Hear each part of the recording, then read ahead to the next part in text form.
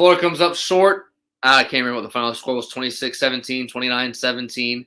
Florida kind of came out flat. Really, in the second half, I thought they came out wanting to play early, but this was UFC. I'll say it again. This was Central Florida's Super Bowl. They really wanted this game. A lot of these guys are from the state of Florida. A lot of these guys weren't recruited from Florida, and then so you add that to the mix, and then good Lord, how many UCF fans were at the game compared to Florida? I don't know what the number was split wise, but it definitely felt like Central Florida fans were a lot louder than Florida. Emory Jones missed way too many throws, just like he did all year. Florida didn't contain. There were so many times where Florida didn't contain on the reverses, didn't hold the responsibilities on the screenplays, and that's how UCF got a lot of their big plays. UCF just connected on more plays than Florida did, and had Florida connected with Shorter on the post, had Whittemore connected with Gamble. On the 4th and 5, had Emory Jones just throwing the hitch to Copeland on the 4th and 5 at the sticks when he was wide open instead of throwing it to Wells when Wells fell. Shoulda, woulda, coulda, but that's not how the game goes. But luckily the season's over. This season needed to end just for the sanity of the program. And a new chapter starts. Hopefully Napier's the guy, and hopefully he's the guy for many years to come. And it's gonna be pretty tough because you play, your first year, you play Utah week 1, you play Tennessee and Kentucky pretty early. And then toward the middle of the season, you play LSU. You play LSU at home, bye week, Georgia, A&M, and then you have Missouri and FSU. FSU just brought in a pretty good class. Missouri brought in, I think, last I saw, the 11th recruiting class in the country. So it's going to be a tough road ahead, and Florida needs a lot of work done to both lines of scrimmage. That would be probably the biggest thing that needs to be fixed. You need receivers, and a lot of this will be from the transfer portal. And, I wonder how many guys will be coming from the second signing class, because the way college football is now, just look at what Alabama's done last week. They got Eli Ricks from LSU, probably the best DB in the transfer portal. He was, if you don't remember, in 2019, he was an All-American. And then you got Gibbs. Gibbs is probably the best running back in the transfer portal in the country, and he's also going to Alabama. And this was a young Alabama team this year with a lot of guys coming back for next year. A lot of these coaches now, when deciding between the transfer portal and high school, most of these guys are going to go to the transfer portal for a couple of things. One, the transfer portal, you're getting a more experienced person. You're getting a more mature person, usually a guy that's 19, 20, 21 years old, compared to someone straight out of high school. That's number one. Number two, when you come from a transfer portal, you no longer have that free year.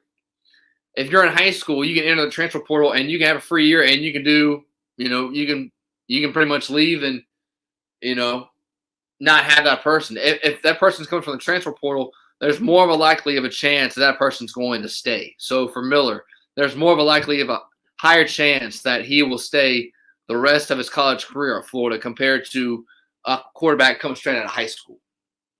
So that's two main reasons why you're seeing so many guys, coaches, and teams go to the transfer portal.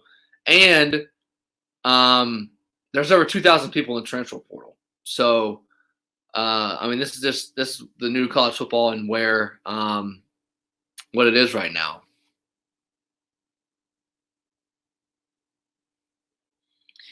Johnson, thanks for chiming in. He says, building a team in the trenches is the only way to do it. You need to have the best players on the line. I've never seen a team with an elite O and D line at the top level. Yeah. What's made Alabama so great all of these years is they can go 8-9 deep with their defensive line, and there's no drop off. It seemed like you saw with Ventrell Miller, he was middle linebacker, and then there was no middle linebacker behind him. There was Jeremiah moving the edge rusher.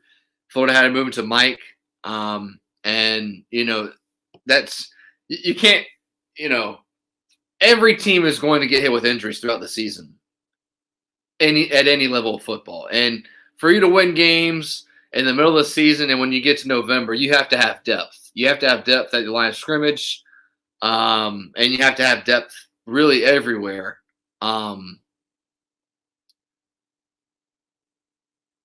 So that has to be Napier's MO going forward. UF should have refused. The bowl invite didn't deserve to be there, and now they're just embarrassed the program. They only had a few practices for this game. Lose all the way around. Yeah, I mean, if this game doesn't mean anything to me, in my opinion, for Florida. Florida, I don't think this means anything to. I don't think this hurts recruiting. I don't think this hurts the program going forward. This is pretty much just an exhibition game that just meant a lot to UCF because of everything that surrounded them and everything that, the game should have happened. And then UCF didn't come to a deal, even though Florida has played them in 2024. So these freshmen will be playing UCF again if they stay to be seniors. I don't agree with that. I don't think this was a bad, I don't think this is a black eye or anything for the program. Florida went out there without a head coach, without a defensive coordinator, without an offensive play caller, without their starting quarterback, without Carter's a starter, Valentino's a starter. Who else? I'm trying to think. There was somebody else that wasn't able to play. So, and it's also too, you have to think a lot of this coaching staff is gone. They're going back to Gainesville tonight. They'll clean their office, and that's it. So, I mean, you have to think about that too. They're in an odd situation too because, Dan Mullen's been fired, so they're all more than likely going to leave, and they're trying to find other jobs to make sure their butt's safe, and they still have to coach a team. So it was really an odd spot for Florida, but I don't know. I mean, it wouldn't have really mattered if they didn't go. The biggest thing when you get a bowl game is you have those 15 extra practices. And what Florida did is 15 extra practices. I don't know, how much Napier went to those practices or if he spent all his time recruiting during that time. So it doesn't really matter to me. Central Florida this was their Super Bowl game, meant a lot to them. They can,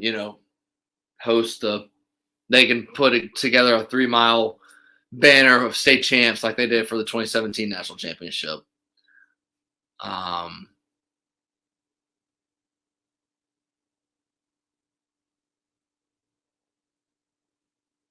So Jet follows up.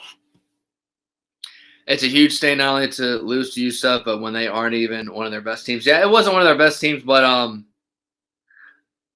I mean, it just I think this will be. I think for Florida, this will be lost by after the new year. I just don't think it matters much to anything. I don't think. I don't know. I don't make of it much. Make much of it. I didn't really care about the game. Even if Florida lost, I mean, what would it have meant? I don't think Florida's going to get any recruits that, they wouldn't have gotten because, the guys that are, UCF commits and Florida commits are two different classes. I don't think, Florida's trying to get any guys from UCF. That's my 2 cents on the bowl game.